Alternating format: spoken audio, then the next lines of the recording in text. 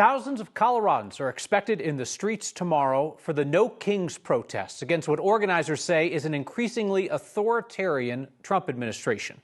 Meanwhile, the president is pushing to send troops into Chicago, and his administration is likening Americans who criticize him to terrorists. No Kings protests in Denver last spring brought out enormous crowds. Organizers say that they expect this weekend's crowd to be about half the size of the spring protests, so that would be 10 to 15,000 people, still huge for a protest in Colorado. Since those spring protests, the Trump administration has stepped up political retaliation, the use of the military against Democrat-run cities, and mass immigration raids that some judges have tried to block as lawless and unconstitutional. Today, President Trump is asking the Supreme Court to overturn lower courts that are blocking his use of the military in Chicago. And Republicans are describing this weekend's coming protests as the work of Antifa, a loosely affiliated far-left movement that President Trump has declared to be a domestic terrorism organization.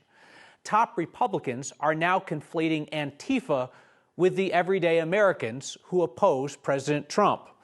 Trump's top advisor, Stephen Miller, has said the Democratic Party itself is a domestic extremist organization. Republican House Speaker Mike Johnson said that the No Kings protests this weekend are a Hate America rally.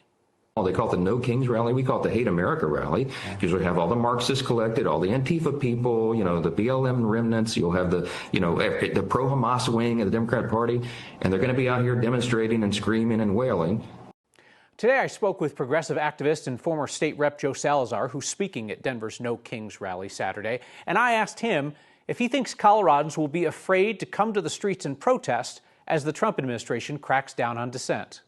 We're not afraid of a dictator, and we shouldn't be afraid of a dictator. I think that as Americans, we need to remember where we come from, where we've been, and the fact that we stand in the face of authoritarianism throughout many generations. We shouldn't be afraid to attend a rally, a peaceful rally at that.